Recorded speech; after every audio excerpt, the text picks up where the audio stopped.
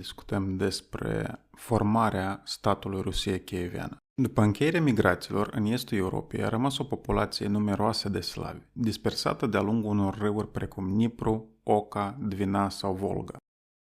Aceasta ocupa un teritoriu vast, întinzându-se de la lacul Lagoda, în nord, până aproape de pragurile Dniprului de sud, zonă unde interacționa cu diverse comunități nomade. Slavii răsăriteni erau organizați în triburi, printre care poliani, drevleni, severeni și viatici.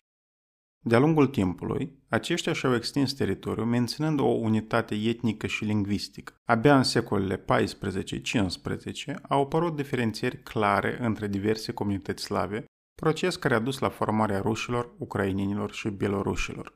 Rusia Kieviană a apărut în secolul al IX-lea, într-un context de transformări sociale similare cu cele din alte regiuni ale Europei, caracterizate prin destrămarea structurilor tribale și emergența unor noi forme de organizare politică.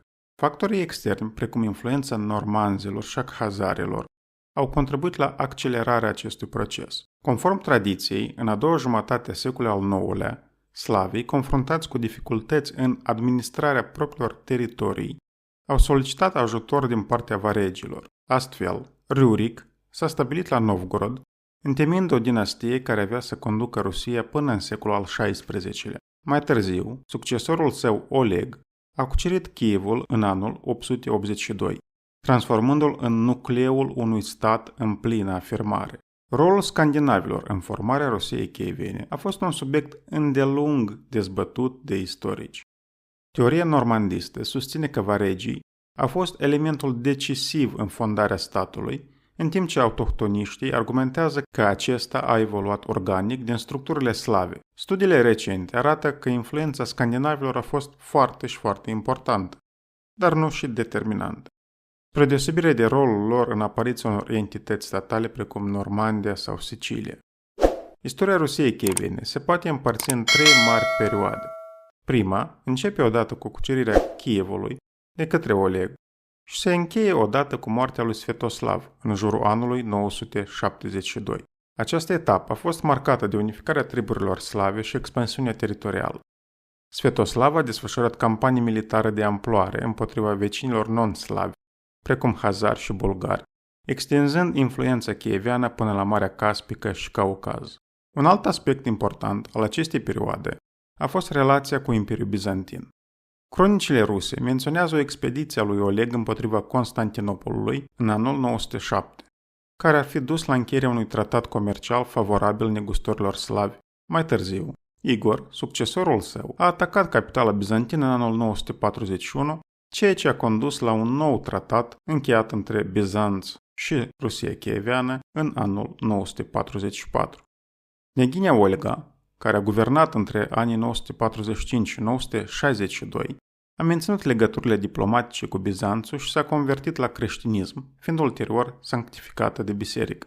Sviatoslav, care a domnit între 962 și 972, a continuat politica de expansiune, intervenind chiar și în Balcani la solicitarea împăratului bizantin Nichifor Foca. Deși inițial a colaborat cu Bizanțul împotriva primului țărat bulgar, ambițiile sale de a-și muta centrul de putere la Dunăre de Jos au dus la un conflict cu împăratul Ioan Tzimiskes, care l-a învins pe Sviatoslav și astfel planurile de a muta centrul în zona Dunării au devenit nule. Pe drumul de întoarcere, Sviatoslav a fost ucis de pecenegi pe malurile Dniprului, generând o perioadă de instabilitate în Rusia Kieviană. După mai mulți ani de lupte pentru putere, Vladimir, ani de guvernare circa 980-1015, a reușit să unifice din nou statul kievian. Sub domnia sa și a fiului său Iaroslav cel Înțelept, ani de guvernare 1019-1054, Rusia Kieviană a cunoscut perioada de maximă dezvoltare. Vladimir a consolidat frontierele prin conflicte cu polonezii și pecenegii, dar cea mai importantă decizie a sa a fost adoptarea creștinismului ortodox în anul 988. Ceea ce a întărit relațiile sale cu Bizanțul și a determinat o influență culturală și politică de lungă durată. Prin această decizie, Rusia Kieviană s-a distanțat de Europa catolică, orientându-se spre lumea ortodoxă bizantină. Deși Marea Schismă, cum noi cunoaștem, s-a produs în 1054, diferențele în ritualurile creștine din Occident și Orient începeau să se diferențieze treptat chiar și în perioada respectivă. După moartea lui Vladimir, statul a traversat o perioadă de lupte interne între fiii săi, încheiată prin victoria lui Iaroslav cel Înțelept. Acesta a consolidat autoritatea centrală, a reprimat revoltele locale. Pe plan extern a menținut relații diplomatice cu statele europene importante. În plan religios, a reorganizat Biserica Ortodoxă Rusă, punând bazele unei autonomii față de Patriarhia din Constantinopol. De asemenea, sub domnia sa a fost elaborat primul cod de legi scris al statului kievan, Pravila rusă, inspirat din tradițiile slave și în dreptul bizantin. Epoca lui Iaroslav cel Înțelept a marcat o perioadă de înflorire culturală, arhitecturală și juridică, reflectând influența bizantină asupra Rusiei chievene. Totuși, după moartea sa, statul a intrat într-un proces de fragmentare politică, iar în secolele următoare puterea s-a mutat treptat spre nord, în jurul Moscovei, marcând începutul unei noi etape în istoria slavilor răsăriteni, o nouă formă de organizare sociopolitică apărută în Rusia chieveană pe fundalul constituirii unor cnezate autonome, lipsite de coeziune economică și politică. Printre cauzele principale s-au numărat conflictele dinastice pentru tronul chievean și pericolul reprezentat de nomazi care au slăbit apărarea statului și au pus în pericol drumul de la Varegi la Greci, principala rută comercială a Kievului. Această slăbire s-a amplificat și din cauza cruciadelor, care au deschis noi rute comerciale prin Marea Mediterană, marginalizând ruta de pe Nipru. Titlul de mare kneaz al Chievului aducea privilegii importante, cum ar fi controlul distribuirii ocinilor și numirea posadnicilor, ceea ce a generat lupte intense între kneji, favorizate de lipsa unei legi clare de succesiune și dorința de acapărare a resurselor economice și naturale. Feudalismul a dus la dezvoltarea autonomă a knezatilor, cu sisteme administrative și conducători proprii, iar odată cu slăbirea Chievului, legăturile cu centru au fost rupte, inclusiv în sens fiscal. Pe plan economic, creșterea forțelor de producție a contribuit la independența knejilor locali, care au început să pretindă inclusiv la ocuparea tronului din centru, în Kiev. Deși Iaroslav cel Înțelept a instituit un cod de legi, Pravila rusă, el nu a reglementat clar succesiunea, iar după moartea sa, în 1054, statul s-a divizat în 15 knezate semi-independente. În lipsa unei autorități unificatoare, puterea a fost preluată de 3 kneji, Izislav, Svetoslav și Vsevolod, dar moartea lor a declanșat noi conflicte interne și externe. Lupta pentru Kiev a fost dusă de două mari grupări, monomahii, descendența lui Vladimir Monomah, și Olegovicii, urmașii lui Oleg Svetoslavici din Cernigov. Deși snemul de la Lübeck din 1097 a proclamat principiul fiecare își păstrează ocina sa, ceea ce trebuia să asigure stabilitatea, rezultatul a fost accentuarea fragmentării feudale, prin formarea de dinastii separate în fiecare knezat. Marele kneaz al Chievului a devenit astfel doar primul între egali.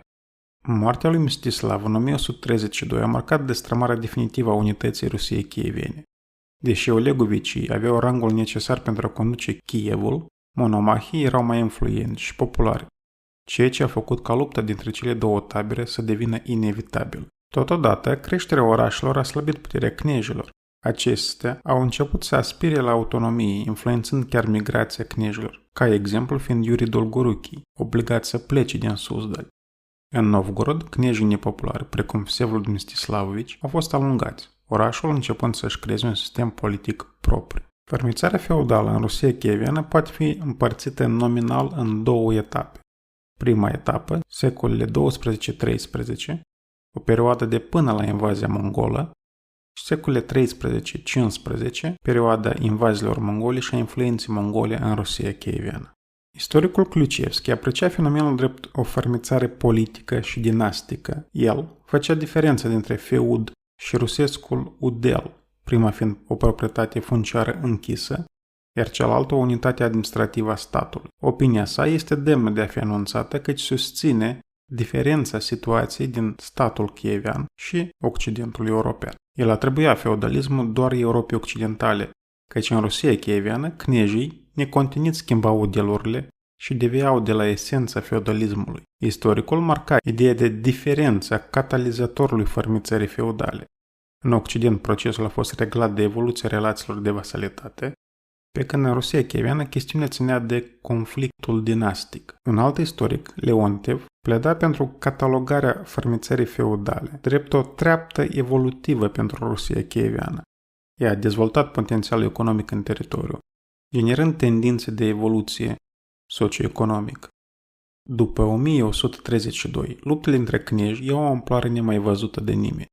Cronicarul, în anul 1134, în legătură cu aceasta, a scris că întreaga țară rusă a fost ruptă. Astfel, în timpul războaielor de la mijlocul secolului al XII-lea, Kievul a pierdut Volânia 1154, Preslavliu în 1157 și Turov în 1162. Deja în 1147, Iuri Dolgoruki atacă pământurile novgorodene pentru ca aceștia să alunge veriga Mstislavovici. În 1149 îl atacă la rândul său și pe marele kneaz Izislav, care era în alianță cu Sviatoslav Olegovici. Dolgoruki ocupă Kievul, dar e nevoit să-l părăsească în 1151. După moartea sa, pe arena politică se profilează figura kneazului din Suzdal Andrei Bogoliubski. În anul 1171, el se angajează în lupte pentru Kiev. Ulterior, Vsevolod Cuib Mare a obținut recunoașterea dreptului său asupra Kievului. În secolul al XII-lea, pe lângă kneazul kievian, knejii Vladimirului au început să poarte titlul de mare kneaz, iar în secolul al XIII-lea, knejii galicieni din Cernigov și Rezani purtau și utilizau în actele oficiale de asemenea acest titlu, ocazional. În bătălia de pe râul Calca în 1223, în care practic au participat toți knejii din sud, a avut loc prima ciocnire a chievienilor cu mongolii. A urmat apoi invazia mongolă din anii 1237-1241.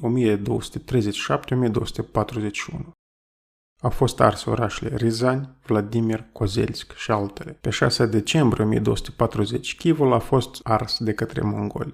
Titlul de mare kneaz de la începutul secolului al XIV a început să-l utilizeze kneazul din Vladimir. În 1299, Kievul a pierdut ultimul atribut al capitalei Rusiei Chievene, și anume reședința metropolitană. Aceasta a fost mutată la Vladimir. Invazia mongolă a avut succes rapid din cauza fărmițării feudale și în termen scurt a aprofundat acest proces. Totodată, mongolii vor fi cei care vor influența în termen îndelungat procesul invers fărmițării și anume unificarea pământurilor respective. În perioada invaziei mongole și a dominației mongole în acest teritoriu, persoana lui Alexandru Nevski este una crucială în spațiul Rusiei Chievene. Inițial, el a reușit să respingă armatele cruciate. Cruciada a fost inițiată de Papa Grigore al IX-lea și, către anul 1242, acesta reușește să învingă cavalerii germani. În 1245, el învinge pe lituanieni. Ulterior, Nevski a mers la o alianță cu mongolii, devenind unul dintre apropiații hanului Batu, anii de guvernare 1227-1256. Fărmițarea feudală s-a menținut practic până la domnirea lui Ivan al III-lea, care, între anii 1462-1505,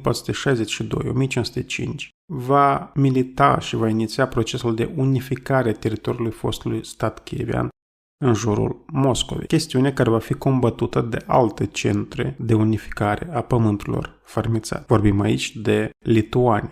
Rivalitatea dintre cele două centre de unificare vor determina istoria politică ulterioară a acestui teritoriu. Dacă vorbim de consecințele fărmițării feudale, trebuie să spunem că acestea au fost profunde și de durată. În primul rând, fiecare kneaz și-a dezvoltat sisteme administrative, economice și militare proprii. Ocinile boierești și a knejilor au creat meșteșugării proprii din cauza ruperii legăturii cu centrul. A crescut populația pe fondul necesității forței de muncă locală. S-a produs o dezvoltare culturală semnificativă, arhitectura religioasă, arta, literatura, care a stat la baza formării culturii ruse medievale. Fărmițarea a influențat profund imaginea socială, politică și economică a teritoriilor în Rusia chieviană în epoca medievală.